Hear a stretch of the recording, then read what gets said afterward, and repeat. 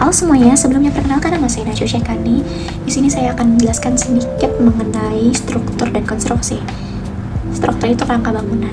Bagian inilah yang buat bangunan itu bisa berdiri dengan kokoh, stabil, dan gak mudah roboh. Contohnya itu ada pondasi, plat lantai, balok, kolom, dan juga kerangka atap. Fungsinya itu untuk nahan dan nyalurin beban. Sedangkan konstruksi itu proses membangun bangunan tersebut, mulai dari bangunan tersebut dibuat, dirakit, dipasang, sampai bangunan itu bisa berdiri kokoh dan siap digunakan. Jadi singkatnya, struktur itu apa yang buat bangunan itu kuat, sedangkan struktur itu cara bangunan tersebut dibuat. Atau bisa dibilang struktur itu desain dan perhitungan, sedangkan konstruksi itu pelaksanaan dan pengerjaan. Next. Hai, nama aku Grace dengan NIM belakang 20035. Nah, aku bakal jelasin tentang superstructure dan juga substructure. Superstructure sendiri itu kayak bagian struktural bangunan, tapi dia tuh posisinya ada di atas permukaan tanah.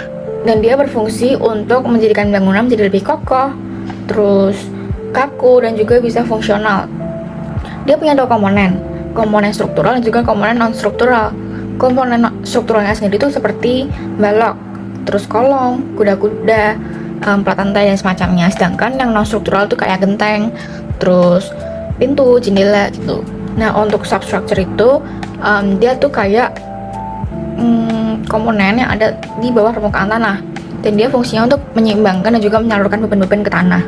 Dan itu contohnya seperti pondasi, kayak pondasi batu kali, pondasi tapak, pondasi tiang pancang dan semacamnya. Jadi sistem singkatnya itu kayak substructure itu untuk menopang dan superstructure itu ada di atasnya. Nah, jadi kalau substructure-nya udah kokoh, udah kuat, pasti nanti superstructure-nya bisa menjadi lebih stabil. Sekian dari aku, terima kasih. Perkenalkan, nama saya Muhammad Rafan Rasyad dengan 3 digit NIM terakhir yaitu 176. Pada kesempatan kali ini saya akan menjelaskan apa bedanya sistem struktural dan non-struktural dalam bangunan. Yang pertama, sistem struktural. Bayangkan sistem struktural ini sebagai rangka atau tulang bangunan. Fungsinya jelas, yaitu menahan dan menyalurkan seluruh beban agar bangunan tetap kokoh berdiri. Contohnya yaitu pondasi, kolom, dan balok. Sedangkan sistem non-struktural adalah pengisi atau kulitnya. Sistem ini menumpang di atas rangka. Fungsinya untuk membagi ruang, estetika, dan kenyamanan. Contohnya itu ada dinding partisi, plafon, jendela, dan fasad. Ini perbedaan paling penting jika sistem struktural gagal. As you can see, the initial failure of the lower columns leads directly to a pancaking effect. This demonstrates a catastrophic structural failure. Ya, seperti pada gambar tersebut, bangunan bisa runtuh. Tapi jika sistem non-struktural yang gagal, ya bangunan tidak akan runtuh, walau tetap berbahaya dan fungsinya terganggu. Jadi kesimpulannya, struktural ini adalah kekuatan, dan non-struktural ini fungsi dan estetika. Baik, cukup sekian. Terima kasih. Untuk pembahasan selanjutnya akan diambil alih oleh aku, Nafa, dengan NIM 0039. Aku akan membahas mengenai skema pembebanan. Kalau ada beban, pasti ada gaya. Kenapa? Karena beban adalah gaya yang bekerja di suatu objek, entah itu akan menarik atau mendorong objek tersebut. Nah, gaya di konteks struktur bangunan ini bukan gaya entah fashion atau gaya hidup, tapi maksudnya beban atau kekuatan yang menekan struktur bangunan tersebut. Bayangin aja nih, ada orang duduk di atas kursi kayak aku, atau bangunan yang terhembus oleh angin. Itu semua ada gaya. Gayanya bekerja bisa saja merubah bentuk dari benda atau bangunan tersebut. Kalau semisal tidak didukung dengan struktur yang ideal dan baik, bisa saja bangunan tersebut hancur. Selanjutnya ada tipe-tipe beban dalam bangunan. Nah, yang pertama ada beban statis. Beban statis sesuai namanya, ya udah tidak berubah. Dia diam aja di situ, contohnya kayak perabot yang diam-diam di tempat situ aja. Selanjutnya ada beban dinamis. Dia sesuai sama namanya, berubah-ubah. Biasanya beban ini tuh sesuatu yang bisa datang atau pergi. Contohnya kayak kita, penghuni ataupun kendaraan. Selanjutnya ada dead load atau beban tetap. Beban tetap ini adalah berat dari struktur dan materialnya. Contoh, berat beton atau berat kayu. Dan ada pula gaya lain seperti wind loads. Itu bisa dihitung dari kecepatan angin. Selanjutnya ada gempa yang bisa menggoyang-goyangkan bangunan karena gaya inersia, dan gaya ledakan. Gaya ledakan ini bisa sampai 10.000 psi. Ini super cepat tapi juga jarang. Bayangin lagi nih, ada balok kayu di atas 2 tiang. ada beban mati dari berat balok kainnya itu sendiri. Lalu beban hidup mungkin dari orang yang duduk di atas balok tersebut, ataupun ada angin yang menghembus ke balok tersebut. Nah, skema pembebanan ini membantu perhitungan biar balok itu bisa menopang semua beban agar tidak miring ataupun patah. Halo, nama saya Zahra Rahmatunisa. Di sini saya akan menjelaskan tentang sistem struktur vertikal dari karya buku Daniel Skodak. Sistem struktur vertikal adalah bagian bangunan yang berfungsi untuk menopang dan meneruskan beban dari atas ke bawah menuju ke pondasi, serta menjaga kestabilan bangunan terhadap gaya seperti angin, gempa, dan lain-lain. Prinsip dari sistem struktur vertikal ini sederhana. Beban dari lantai diteruskan ke balok, dari balok ke kolom, lalu ke pondasi, dan pada akhirnya ke tanah. Nah, agar bangunan kuat dan aman, struktur vertikal harus dirancang dengan memperhatikan kekakuan antar elemen, supaya semua bagian bekerja sama. Kalau menurut Daniel Skodak sendiri, sistem struktur vertikal dibagi menjadi beberapa jenis. Yang pertama adalah dinding pemikul beban. Nah, di sini dinding menahan beban langsung ke pondasi, cocok untuk bangunan rendah seperti rumah batu bata dan rumah 2 lantai. Yang kedua adalah sistem rangka. Sistem rangka ini terdiri dari balok dan kolom.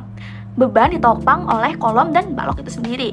Contohnya yaitu mall dan bangunan yang besar-besar gitu deh. Lalu yang ketiga ada sistem inti atau core.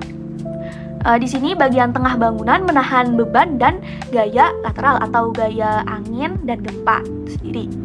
Umumnya dibuat untuk gedung-gedung yang tinggi. Lalu yang keempat ada sistem tabung. Sistem tabung ini kolom di tepi bangunan membentuk tabung kaku untuk menahan gaya angin dan gempa. Contohnya pada tower. Tower. Lalu yang kelima adalah sistem gabungan. Sistem gabungan ini menggabungkan dari 4 sistem yang tadi saya sudah jelaskan sebelumnya, mengkombinasikan beberapa sistem dengan tujuan agar lebih kuat dan efisien. Lalu 4 hal utama yang harus diperhatikan adalah kekuatan, kestabilan, kekakuan, dan efisiensi material. Jadi struktur vertikal itu bukan hanya menopang beban, tapi juga menjadi tulang punggung bangunan agar berdiri kokoh, stabil, dan aman. Terima kasih. Halo semuanya, perkenalkan saya Kalila Putri Irawan dan di sini saya akan menjelaskan tentang elemen-elemen struktur. Elemen struktur yang pertama yaitu pondasi. Pondasi merupakan bagian dasar bangunan yang terletak di dalam tanah yang fungsinya itu untuk menyalurkan seluruh beban bangunan di atasnya hingga mencapai ke tanah agar konstruksi bangunannya tidak mudah turun dan juga bisa berdiri dengan kokoh. Untuk fondasi sendiri dibagi menjadi 2 macam, yaitu fondasi dangkal dan juga fondasi dalam. Untuk bangunan sederhana seperti rumah tinggal biasanya menggunakan jenis-jenis fondasi dangkal seperti batu kali dan juga footplat.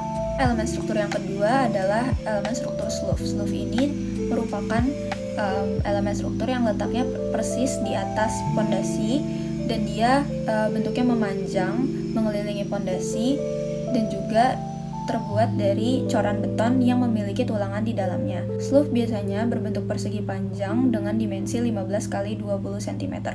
Fungsi dari slope sendiri selain untuk mengikat fondasi yaitu untuk menyalurkan beban dari dinding ke fondasi yang nantinya akan disalurkan ke tanah. Elemen struktur selanjutnya merupakan kolom. Kolom merupakan tiang vertikal yang mengikat dinding dan juga selain itu dia bertugas untuk menyalurkan beban dari elemen struktur di atasnya ke fondasi. Selanjutnya adalah balok. Balok sendiri merupakan elemen struktur horizontal yang berfungsi untuk menopang beban vertikal yang berasal dari pelat ataupun atap ataupun struktur-struktur yang berada di atasnya.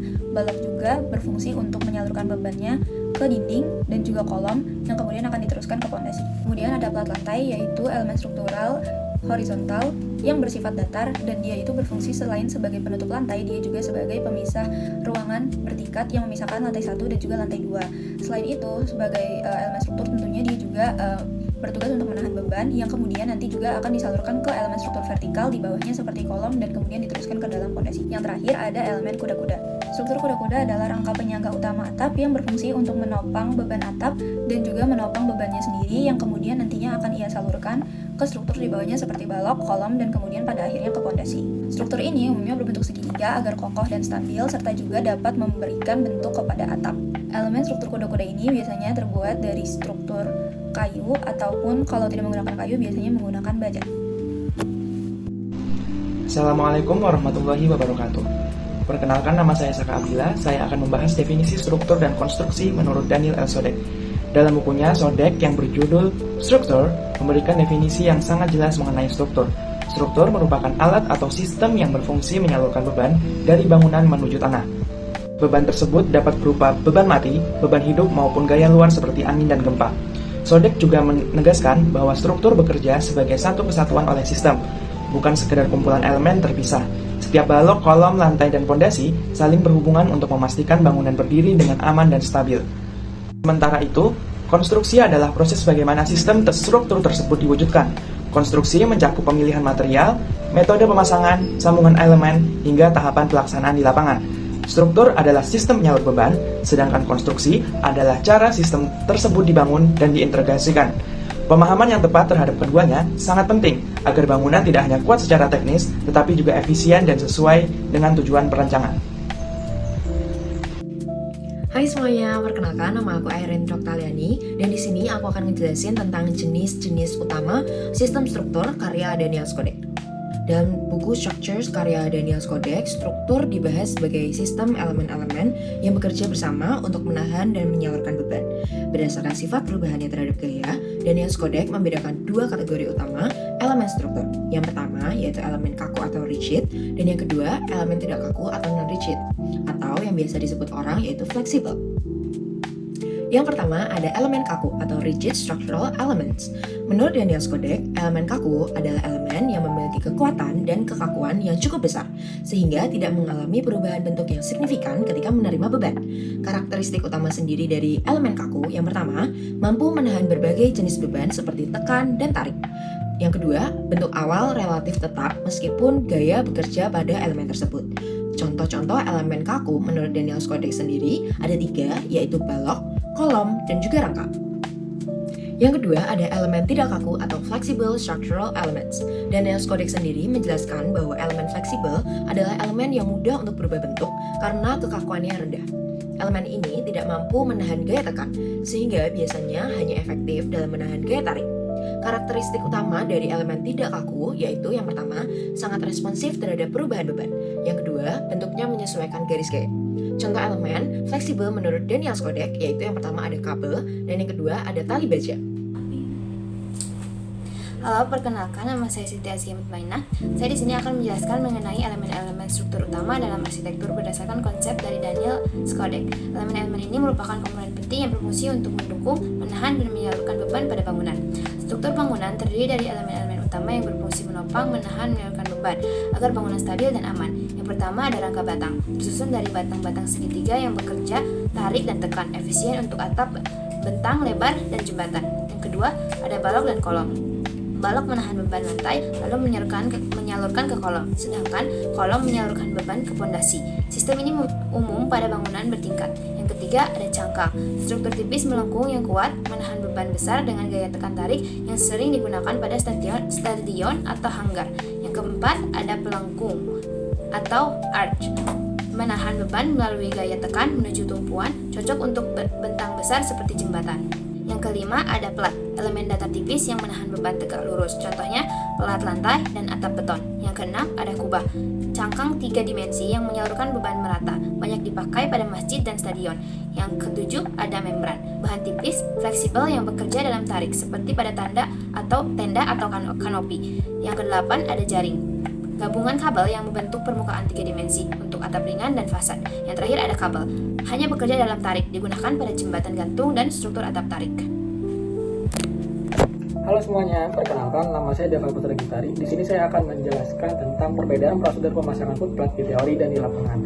Jadi yang pertama itu ada tes ketahanan tanah. Sama halnya dengan teori, pada prosedur lapangan dilakukan uji sondir. Tujuannya apa? Tujuannya untuk mengetahui kedalaman tanah. Secara singkat, prosedurnya terdiri dari pengeboran sampel tanah diambil setiap kedalaman 0,5 meter untuk diuji apakah tanahnya termasuk tanah keras atau bukan. Dan yang kedua itu menentukan level. Apa itu menentukan level? Jadi menentukan level perlu ditentukan titik nol atau muka tanah yang dijadikan acuan untuk menggali tanah. Kemudian titik tersebut ditandai untuk menjadi acuan titik pondasi yang lain agar permukaan lantai tidak miring. Dan yang ketiga itu ada penggalian tanah. Selanjutnya dilakukan prosedur penggalian tanah pada setiap titik pondasi dan sepanjang garis as bangunan, tidak seperti pada teori. Bentuk galian tanah tidak memiliki kemiringan, melainkan membentuk huruf O. Jadi di teori itu dijelaskan kalau tanahnya itu berbentuk miring, jadi miring seperti ini, sedangkan di lapangan itu U. Lanjut aja, ke pembersihan. Jadi di sini juga ada sedikit perbedaan. Jadi di lapangan pembersihan footplate tidak memiliki kemiringan seperti standar yang ditentukan. Jadi kalau di teori itu dijelaskan miring, sedangkan di lapangan itu tidak. Yang kelima, itu ada pengecoran fondasi footplate. Setelah pembersihan dilakukan pengecorannya secara teori harus didiamkan selama 28 hari mencapai titik terkuat sehingga bisa melanjutkan pembangunan. Tetapi di lapangan coran beton hanya didiamkan sekitar 7 hari dengan campuran beton yang ditambahkan obat beton. Jadi segitu perbedaannya, dikarenakan batu kali itu tidak ada perbedaan di lapangan, mungkin tidak saya jelaskan. Oh ya, yang terakhir buat sumbernya itu kita ambil dari Technoscape dan kalian bisa langsung search aja Technoscape itu seperti apa. Terima kasih.